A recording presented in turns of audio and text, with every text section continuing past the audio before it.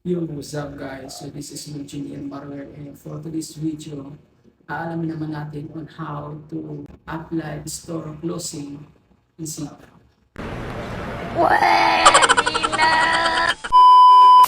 Naisip ko yung tutorial na to since there's a lot of people na hindi pa rin alam kung ano yung gagawin nila or paano daw i-close yung store nila sa Kaisitaw.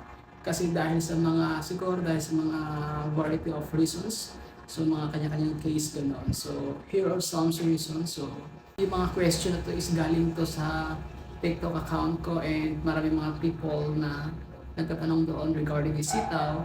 So ito yung ilan. So, paano po i-delete ang account? So, ang tinutukoy nito is yung account as a seller sa Sitaw. And, isa naman, Sir Badly, need help. Hindi po ba ako pagbabayadin in case na-create ko yung account accidentally and my old items na po sa siyang makakancel after 15 days. And ito naman isa, Sir, same situation po kami as pending orders ko 4 is to 20,000. Kinakabahan po ako kasi accidentally ko lang din po nagawa yung account. Baka pagbayadin po ako. So ayun, maraming mga dahilan. So yung iba naman is siguro lack of budgets or lack of financials or ganun. So maraming mga dahilan guys. So ngayon, I create this tutorial para sa mga people na need ng guide kung paano natin i-close yung store natin sa Kaisita. Kung hindi ka pa nakapag-subscribe sa YouTube channel natin, please do subscribe and of course, always napipindutin yung notification bell para lagi tayong updated sa mga videos na i-upload natin sa channel natin. And kapag hindi pa tayo friends sa TikTok, you can follow me, Meljin Ian Barrio. No! God, please, no! No! No! Tara, huwag na natin patagalin to. We're gonna start na. So, ayun guys, nandito na po tayo sa ating desktop. Of course, first thing first, ang una natin gagawin, search po natin yung sitaw.com. So, as you can see, ito yung account natin, Minjin Ian Barwell. And of course, nandito tayo sa mismong dashboard ng shop settings.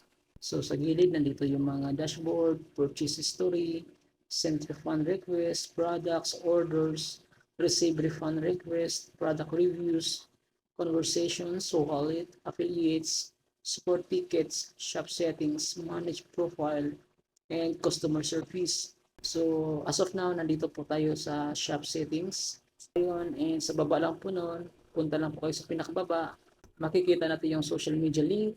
Under po niyan, makikita po natin ang section na to, which is apply for store closing function.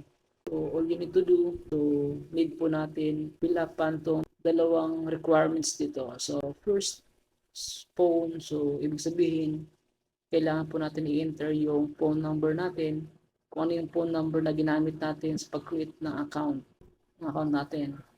And reasons, so, ibig sabihin, need natin i-input yung mga dahilan or mga valid reasons kung bakit natin i-close yung store natin. So kung sakali mang accident lang yung pagka-create ng account, so I think you need to input here na accidentally lang yung pagka-create ng account mo. And after all, so you need to pinutin natin yung save button. After that, kailangan na natin i-wait yung confirmation from Sitaw. And of course, kailangan natin makipag-cooperate with our account specialist. So, sa ganung paraan is matulungan tayo or mas mapapabilis po yung action papasara ng ating store sa Kaisitaw. So, yun naman po guys. That's all. So, ayun guys. So, ganun lang po talaga siya kadali kung paano natin isara yung store natin sa Kaisitaw or else kung paano tayo mag-apply ng store closing sa account natin in Sitaw. So yun guys, kapag hindi nyo pa rin talaga siya magigets yung tutorial natin, so pwede natin siyang ulit-ulitin natin panoorin or else pwede natin kontakin yung account specialist natin. Sa ganong paraan is mag-guide tayo para isa yung store natin. So guys, paalala lang. So this tutorial, hindi ko po hinihikayat ang mga sellers sa sito na magsara ng account. This tutorial is applicable lang po to sa mga taong Kagaya sa mga case na binasa natin kanina na accidental lang na create yung account or else maybe nagkaroon sila ng problem about the budget or the financial, the rest. So wag natin isara yung store natin. In a case, ang sarap kayo kumita tapos ikaw isasara mo yung store mo, di ba? Ay, tanga mo! Ha? Bobo ka. So yun guys, that's all for today. Thank you for watching. God bless as always. Life is a masterpiece in the making, and you are the artist of your destiny. Embrace each brushstroke of time, for they blend together to create a tapestry of experiences uniquely yours. Remember, life is not about the destination. It's about savoring the journey. Embrace the present moment, for it's the only time you truly possess.